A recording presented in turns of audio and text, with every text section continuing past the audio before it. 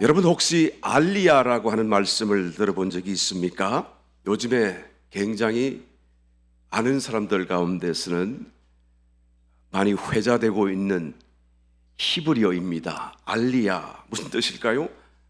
2000년 전 디아스포라를 통하여 온 세상 열방 가운데 흩어져 살던 유대인들이 이제는 하나님 말씀을 따라 이스라엘 땅으로 귀환하는 것을 두고 히브리 말로 알리야라고 말을 하는 것이죠. 위로 올라간다, 돌아간다 그런 의미예요.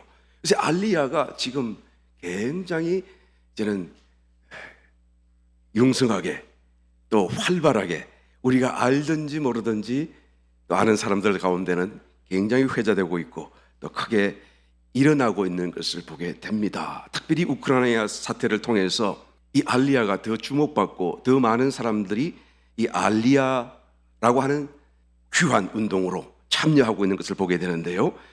사실 우크라이나에는 정말 많은 유대인들이 살고 있었죠. 이번 전쟁이 일어나기 전부터도 대규모로 알리야가 이미 시작된 것을 우리가 찾아볼 수가 있습니다. 데이터를 확인해 보니까 1991년부터 2011년까지 100만 명이 귀환을 했다고 하는군요.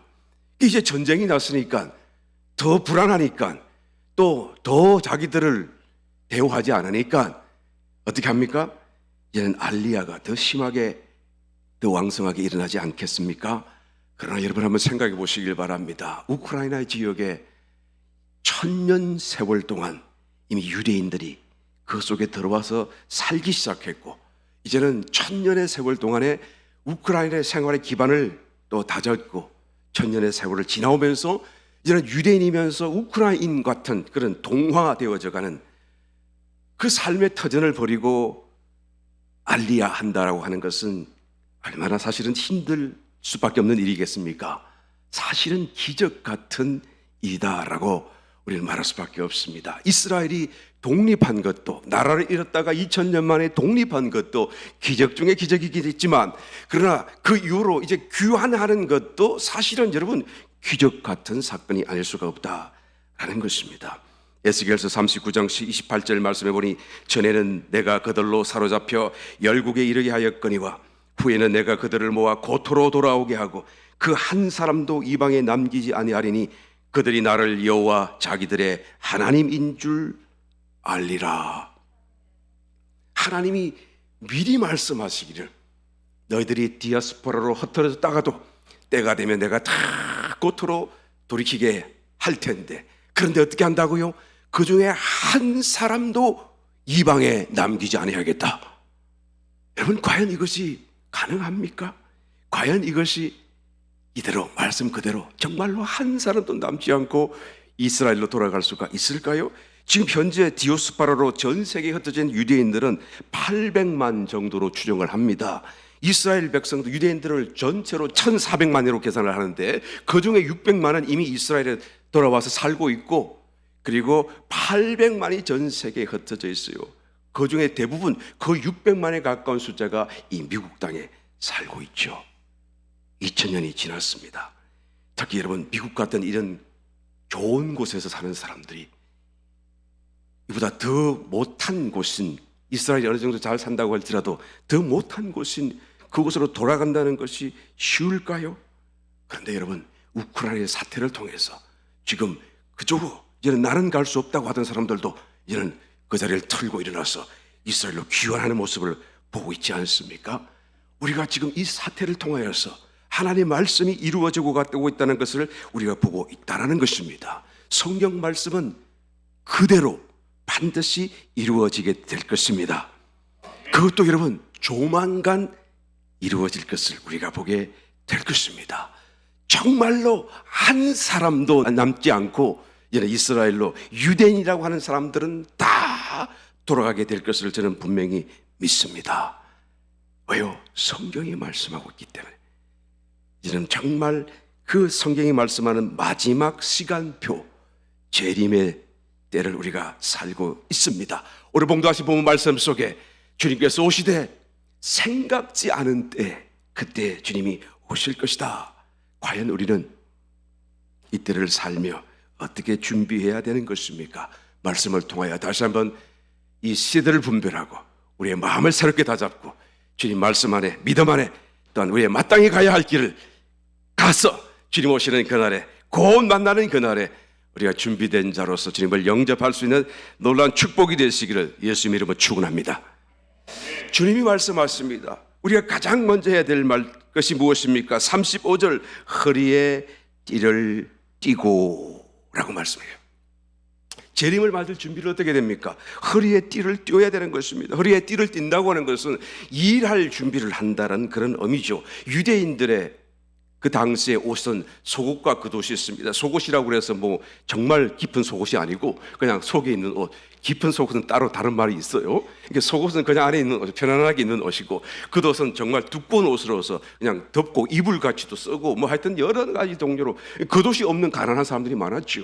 하여튼 속옷이든지 겉옷이든지 다 원피스예요. 통옷이에요. 머리만 나올 수 있게끔 팔만 나올 수 있게끔 좀 더 부자는 팔까지 덮는 이런 긴 옷을 입었고요.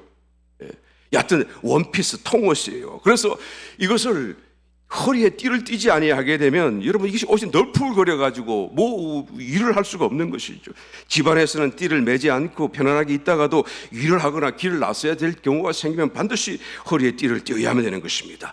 허리에 띠를 띠고 라고 하는 이 말씀을 듣는 순간 유대인들은 무슨 생각을 합니까? 아, 뭔가 조인다, 뭔가 준비한다, 뭔가 일을 해야겠구나, 뭔가 일이 일어나겠구나 라는 생각을 하지 않을 수가 없는 것이죠.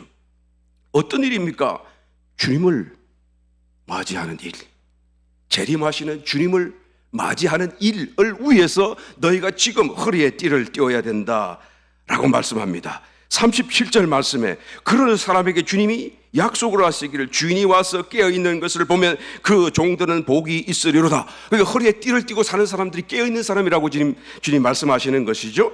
내가 진실로 너희에게 이르노니 주인이 띠를 띠고 그 종들을 자리에 앉히고 나와 수종하리라. 여러분 이 말씀이 얼마나 놀라운 말씀인지 몰라요. 유대인들의 식사 습관을 살펴보게 되면 우리가 의자에 앉아서 먹는 것이 아니고 이런 비스듬히 이렇게 왼팔을 이렇게 기대고 쿠션 밑에 받치고 그리고는 이렇게 옆으로 비스듬히 기대고 발을 쭉 뻗고 그리고는 내 머리가 있는 부분에는 식탁이 있죠. 식탁이 물론 낮겠죠. 그 낮은 곳을 향하여 머리를 향하고 이 발은 반대편으로 쭉 뻗고 비스듬히 누워서 가장 편안한 자세로 누워서 눕다시피 하여서 그리고는 이 음식을 나누는 것입니다. 그렇게 옆에 있는 사람도 또 누워 있으면 잘못하다가 옆에 사람이 안길 수도 있겠죠. 예, 이게 사랑하는 요한이 예수님의 품에 안겼다는 말씀이 그래서 나오는 것입니다. 그런 자세로 지금 먹게 돼요. 발은 자연스럽게 식탁 반대 방향으로 쭉 뻗어져 있으니까 필요하다면 종들이 와서 그 발을 씻길 수도 있는 거예요. 이런 하나의 모습을 한번 연상해 보시길 바랍니다. 주님이 그 말씀을 지금 하는 것입니다. 그리고 정말로 실제로 이 말씀을 하신 뒤에 얼마 있지 않아서 최후의 만찬 석상에서 주님께서 친히 허리에 띠를 두르시고 제자들의 발을 씻기시며 수종 들었던 것을 우리는 기억합니다. 이 말씀이 빈말이 아니에요. 이 말씀이 과장된 말이 아닙니다. 요한계시록 1장 가서 보니까 사도 요한이 예수님이 영광 받으신 모습으로 만나서 보았는데 가슴에 금띠를 띠고 있었고 머리와 털에 희기가 흰 양털과 같고 눈과 같고 눈은 불꽃같이 빛나고 그 얼굴은 해가 힘있게 빛나는 것 같은 그런 영광을 가진 주님을 만나보았지 않습니까? 그 주님이 깨어있는 사람, 주님이 오실 때 준비된 사람을 만났을 때 어떻게 하신다고요? 편안히 기대게 하고 발을 씻겨 그를 수종 들겠다라고 말씀하는 거예요. 여러분 생각만 해도 정말 송구스럽고 황송해요. 사도 베드로는 영광을 아직 받지 못하신 주님이 그 발을 씻겨도 못 씻기게 했는데 저와 여러분들은 그 영광으로 오시는 주님이 우리의 발을 씻긴다고 생각만 해도 너무 황송하고 죄송하고 송구스러워요. 그럼에도 불구하고 이 일을 거절해서는 안 됩니다. 이 자리에 들지 못한다라고 하는 것이 얼마나 큰 불행인지를 우리는 반드시 알아야 돼요. 비록 황송하고 비록 합당한 마음이 없다고 할지라도 그러나 하나님 죄송하지만 저도 그 자리에 들기를 원합니다. 저도 주님 앞에 발 씻김 받는 자가 되기를 원합니다 하는 간절한 소원과 갈망을 갖고 또 당당히 준비된 자로서 그렇게 되게 되시기를 예수님 이름으로 다시 한번 축원합니다. 여러분 일을 하기 위해서 준비하는 것이 허리에 띠를 띠는 것이라고 하는데 과연 어떤 준비죠?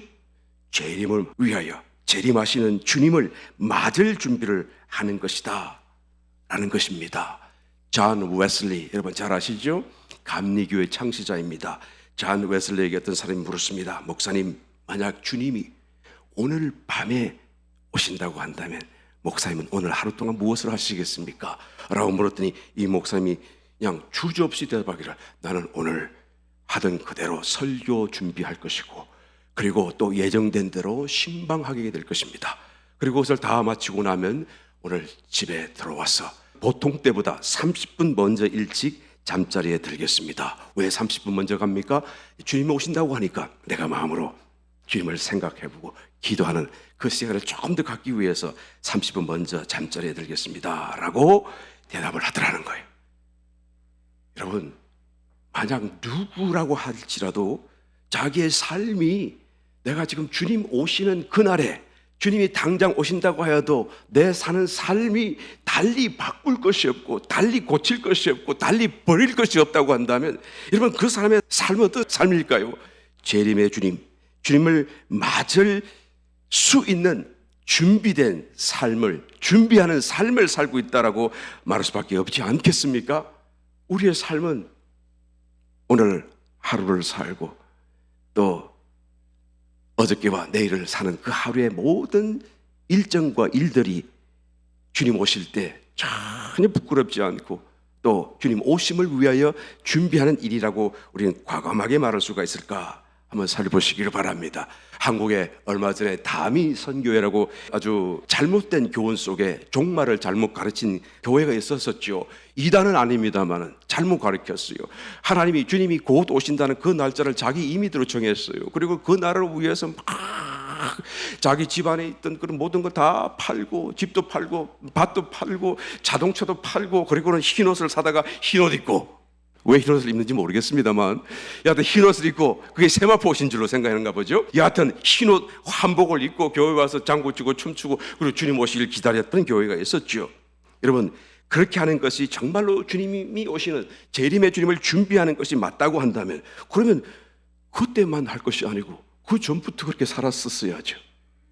주님 오신다는 그날에 왜 다들 그렇게 옷으로 갈아입고 야단을 치고 하는지, 여러분 반대로 생각해 보게 되면 갑자기 그렇게 한다고 하는 것은 그동안의 삶은 주님 오시는 것을 준비하는 삶이 아니었다.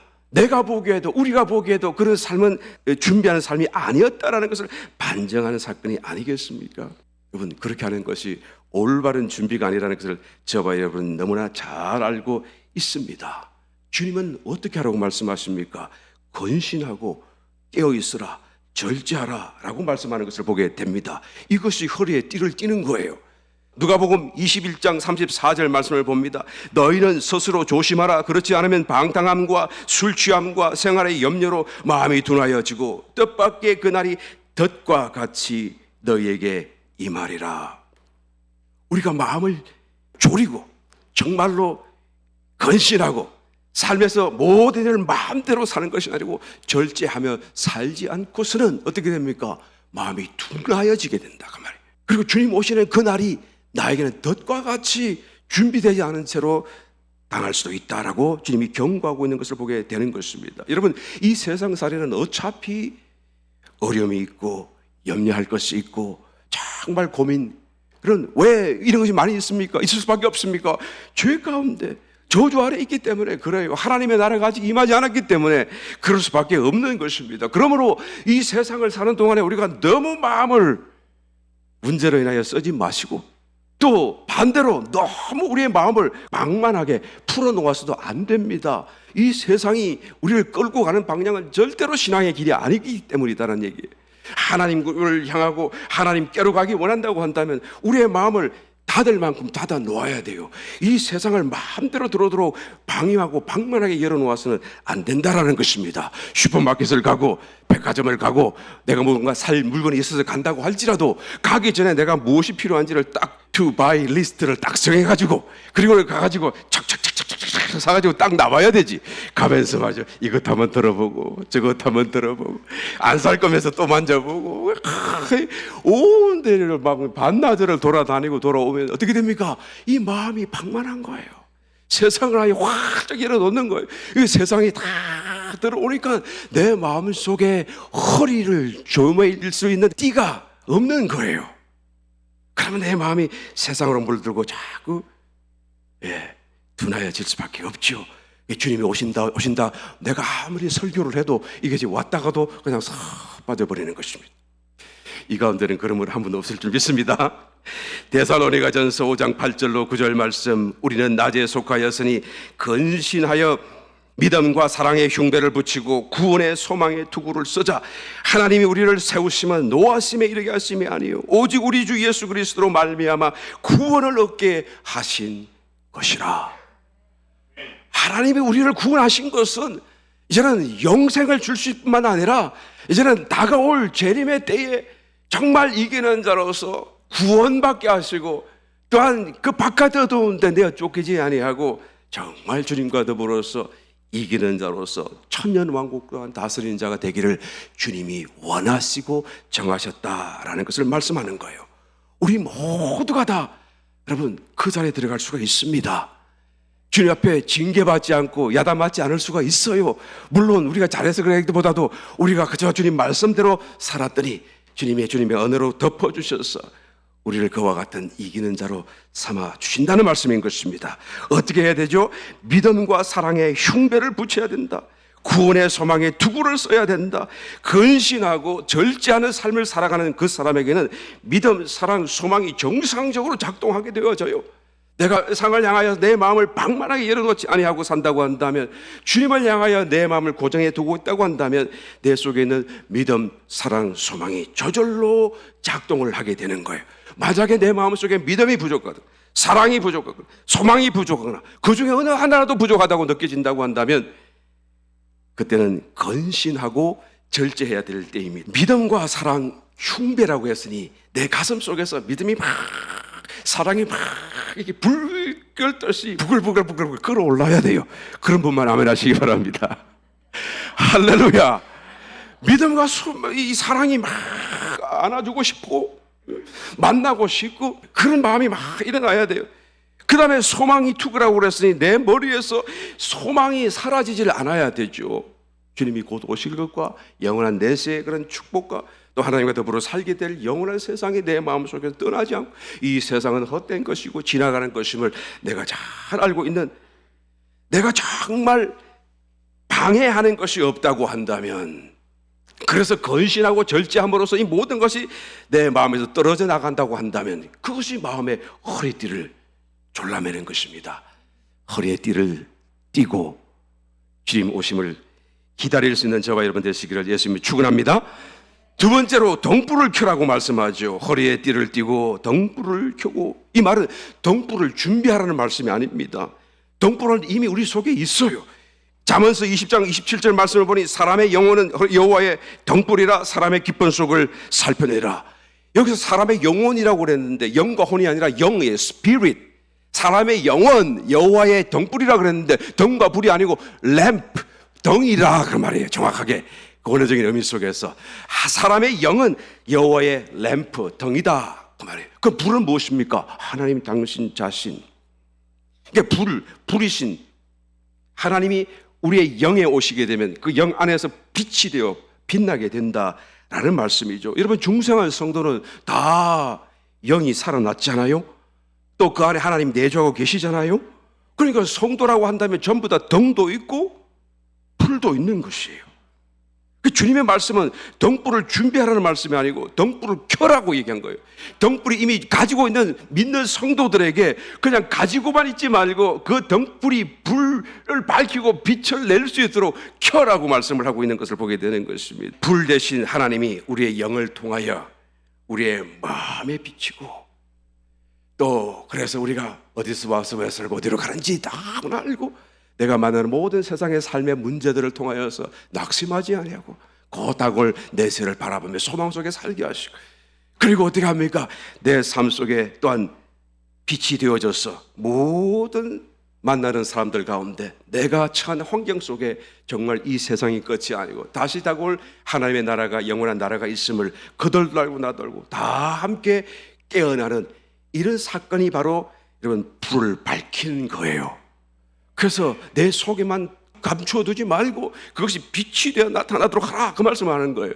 나는 못합니다. 나는 안 됩니다. 나는 작은 사람이에요. 나는 형편없는 사람이에요. 나는 정말로 미꾸라지 같은, 미꾸라지 맞나요? 정말 작은 그냥 송사리입니다. 나는 기대하지 마세요. 여러분, 이와 같은 부정적이고 불신앙적인 생각 때문에 저와 여러분 속에 계시는 하나님의 불이 빛으로 우리를 통하여 나타나지 못하고 있다는 사실을 우리는 깨달아야 돼요. 여러분, 자연현상 속에서도 빛이라고 하는 것은 입자입니다. 입자예요. 입자가 흘러가는 것입니다.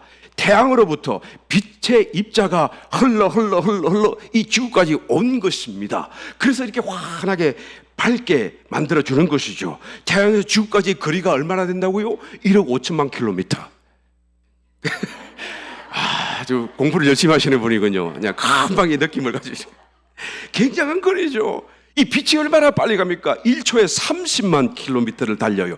째깍하는 순간 30만 킬로미터를 달려요. 그렇게 빠른 빛이라도 그 빛이 태양에부터 여기까지 오기가 거리가 있으니까, 그러니까 거기서 출발해가지고 이 땅에 딱 오기까지는 8분 20초 계산을 해보니까 8분 20초가 걸리는 거예요. 그러니까 우리가 지금 손에 만지고 얼굴에 보는 이 빛이 말이에요, 태양으로부터 8분 20초 전에 출발했던 그 빛이 지금 우리가 보고 느끼고 햇살이고 뜨겁고 따뜻하고 그런 느낌을 가진다라는 거예요. 정말 그 먼 거리를 그렇게 빠른 속도로 달려 그 사이에 아무런 사고와 문제도 없이 참 잘 도착했을 때 그 빛을 우리가 지금 누리고 또한 보고 있다라는 것이죠.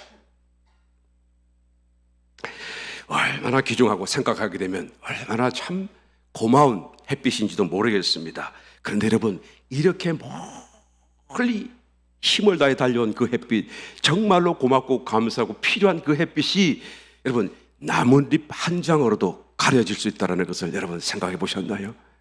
그냥 나뭇잎 하나로도 그 빛을 가릴 수 있습니다. 우리의 생각 속에 아무것도 아닌 것 같아 보이는 그것이 이 빛을 가릴 수가 있다고 말해요. 여러분, 삶의 문제가 기도하면 해결될 수 있나요? 없나요? 삶의 문제를 우리가 기도하면 해결될 수 있나요? 없나요? 너무 어렵나요? 할 수 있다라고 말해야 되는 거예요. 안 믿어져도 쉽게 그것이 아멘이 안 되더라도 말이라도 아멘이라고 할 수 있어야 된다, 그 말이에요. 경건의 일을 연습하면 경건하게 될 수 있습니까? 아멘. 내가 내 자신을 볼 적에는 도무지 불가능하게 보일지 모르겠지만 그래도 그렇게 되기를 원합니다 하는 심정으로 아멘이라고 말을 해야 돼요. 내가 안 된다, 못한다 하게 되면 그것이 나뭇잎 한 장이 되어져서 주님의 역사가 가로막히는 역사가 일어날 수밖에 없어요. 이기는 자 되시기를 열심히 축원합니다. 들림받은 자 될 수 있습니까? 될 수 있습니다. 내 자신을 볼 적에는 정말 안 될 것 같아도 하나님 앞에 의뢰하고 하나님이 하시면 할 수가 있다라는 것을 우리는 말해야 되는 것입니다. 여러분, 등불을 켠다라고 하는 것은 하나님의 말씀이 역사하시도록 믿고 인정해 드리는 것을 의미하는 것이죠. 하나님의 말씀이 빛이시기 때문에 그래요. 그것을 믿고 인정해 드리게 되면 그것은 바로 등불을 켜는 것 같이 빛이 되어 밝혀지게 되는 것입니다. 시편 119편 105절 말씀, 주의 말씀은 내 발의 등이요 내 길의 빛이니이다. 내 발의 등이 바로 하나님의 말씀이고 내 길의 빛이 하나님의 말씀이다라는 것을 말씀하고 있는 것입니다.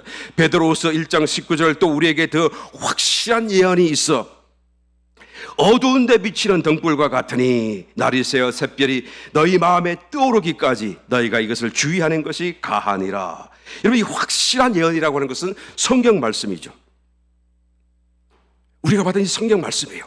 이 성경 말씀이 어두운 데 비치는 등불이다라고 사도 베드로가 말씀하고 있는 것입니다.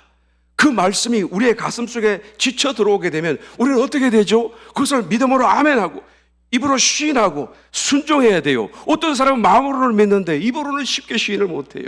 어떤 사람은 믿고 입으로도 시인하는데 그 말들 따라 순종하지 못해요. 그런데 사실은 믿고 입으로 시인하고 순종하는 이 모든 것이 한 가지입니다. 믿음이에요.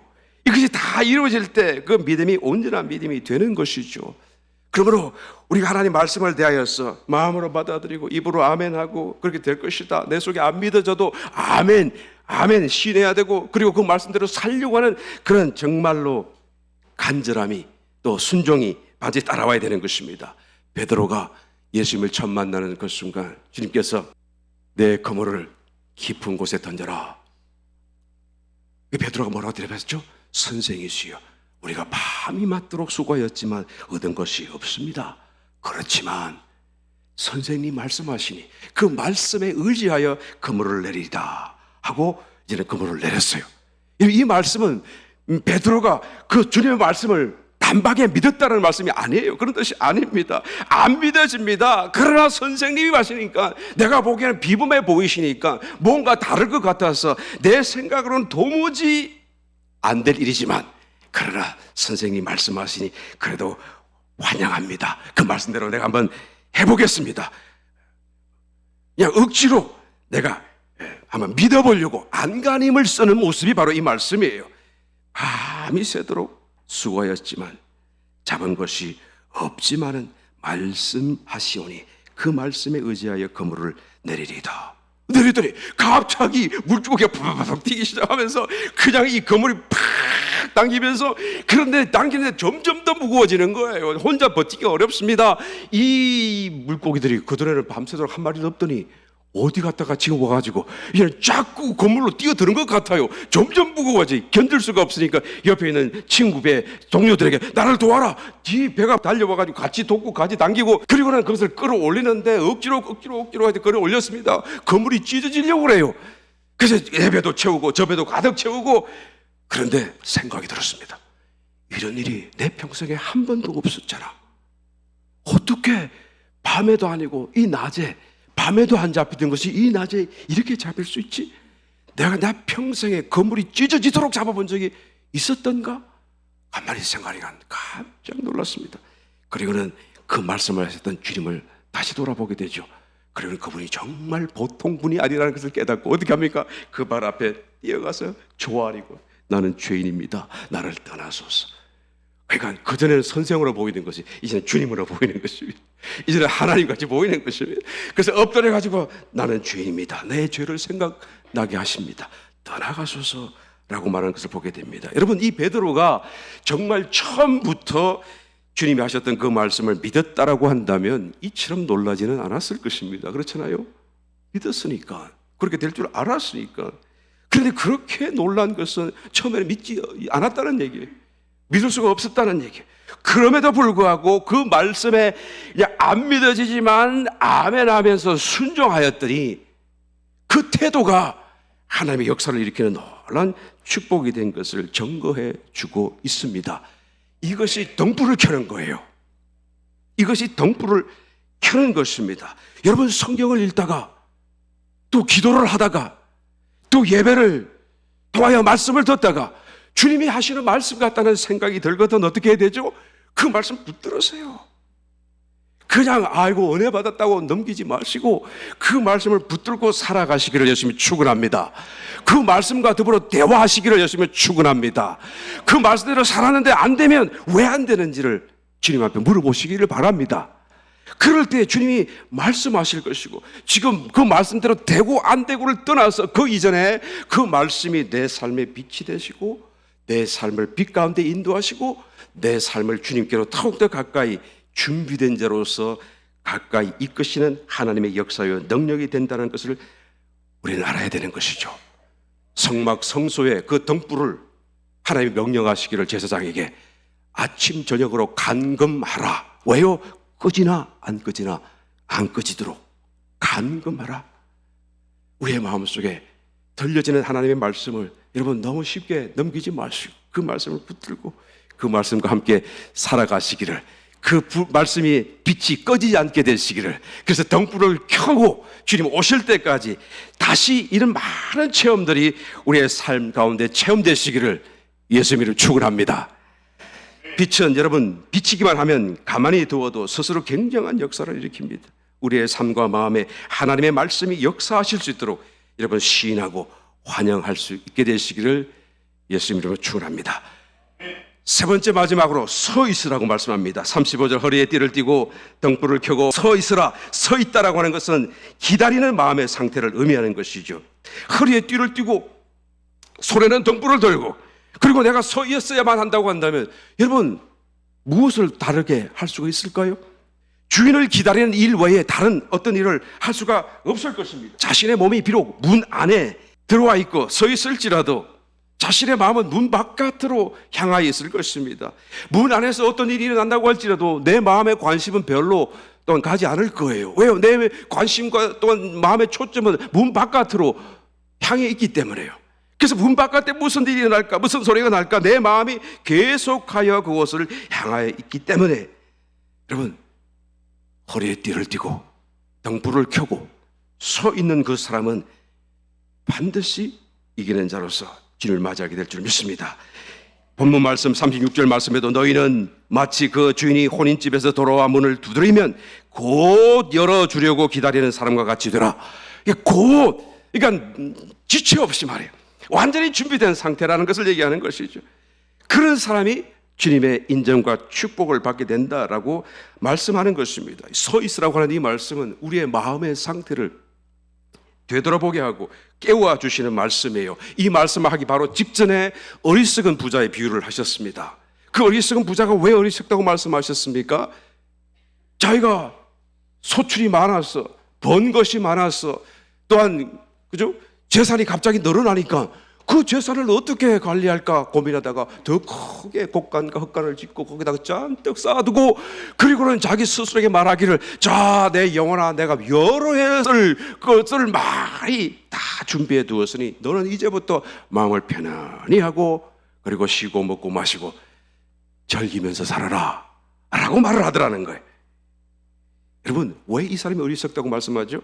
그 사람은 땅만을 주목하기 때문에 그래요. 이제 곧 하늘나라가 오고 있는데 또 주님이 말씀하시기를 오늘 밤에 너를 데려가면 내가 고생하여 쌓아둔 그것이 누구의 것이 되겠느냐?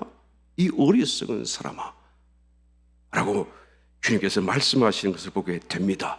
왜 어리석다고요? 영원한 세상 내세 주님의 다시 오심을 주목하지 못하고 이 땅만을 또한 주목하고 준비하고 또 그것으로 인하여서 위로와 안심을 얻으려고 하는 이 마음이 어리석다라는 것입니다. 여러분 서 있어야 돼요. 이 세상과 땅 위에 마음을 빼앗겨서는 안 된 것입니다.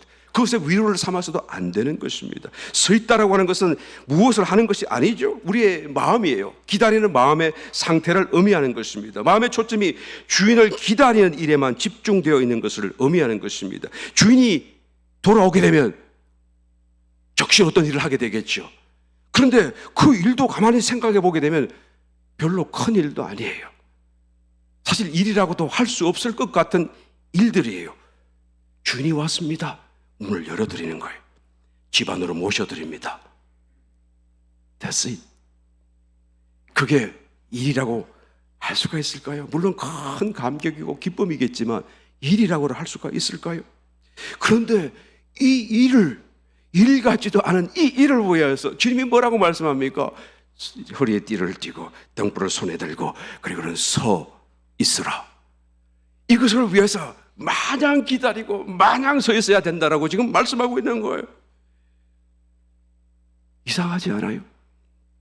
왜 이렇게 말씀하십니까? 사실은 주님을 위해 그런 것이 아니라 우리에게 기다리는 시간이 필요하기 때문에 주님이 그렇게 말씀하고 있다는 것을 깨달아야 됩니다. 디모데후서 4장 7절 이하의 말씀 내가 선한 싸움을 싸우고 나의 달려갈 길을 마치고 믿음을 지켰으니 이제후로는 나를 위하여 의의 면류관이 예배되었으므로 주 곧 의로우신 재판장이 그날에 내게 주실 것이니 내게만 아니라 주의 나타나심을 사모하는 모든 자에게니라.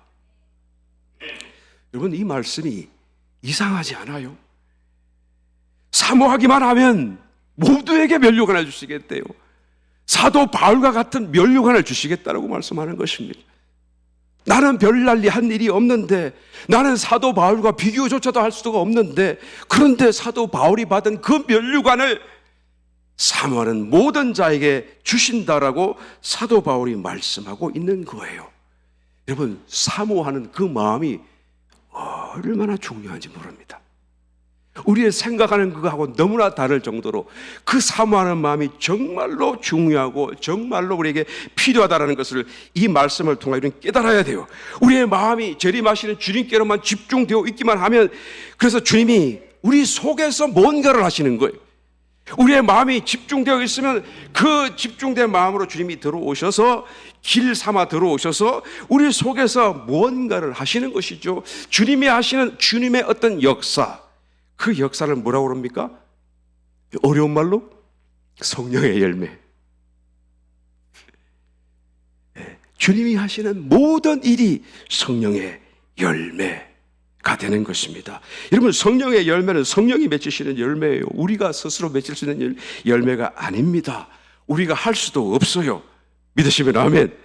이 차이를 우리는 알아야 돼요. 성령의 열매는 우리가 하는 것이 아닙니다. 성령이 하시는 것이고 주님이 하시는 거예요. 갈라디아서 5장 22절 이하의 말씀, 오직 성령의 열매는 사랑, 희락, 화평, 오래 참음, 자비, 양성, 충성, 온유와 절제니 이 같은 것을 금지할 법이 없느니라. 여러분, 사랑이 성령의 열매입니다.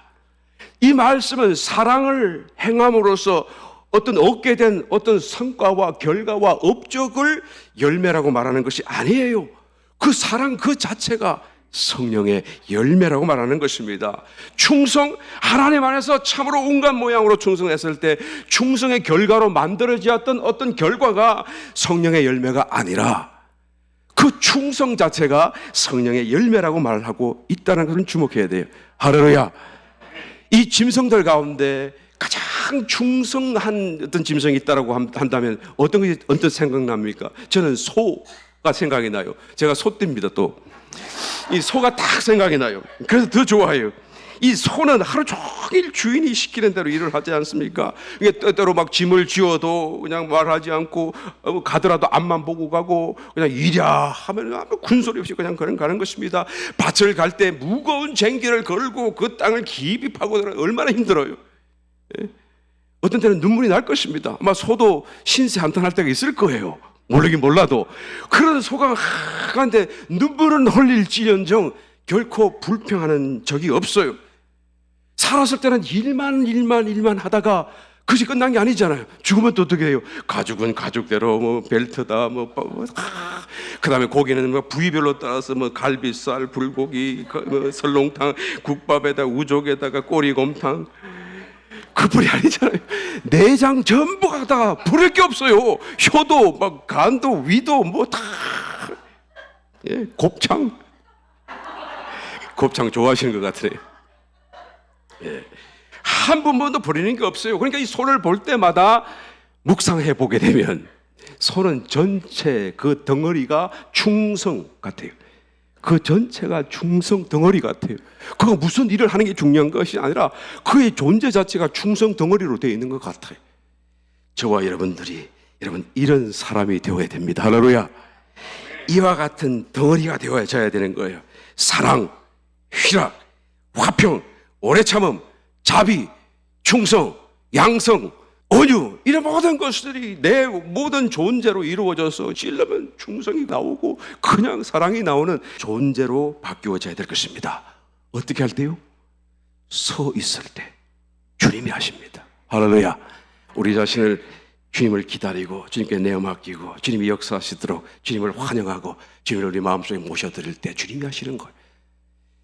여러분, 정말 그때 성경이 말씀하시는 그때가 가까웠습니다. 생각지 않은 때라고 성경은 말씀하고 있지만, 그러나 저와 여러분들은 생각지는 못했을지라도 준비된 자로서 만날 수 있는 축복자가 되시기를 예수님으로 축원합니다. 허리에 띠를 찌시길 바랍니다. 등불을 켜시길 바라요. 서 있으시기를 바랍니다. 그래서 그날 주님 오시는 그날이 세상에서는 참으로 낭패요 당혹감이 있을지라도 저와 여러분들만큼은 큰 기쁨의 잔치가 되시기를 예수님 이름으로 축원합니다.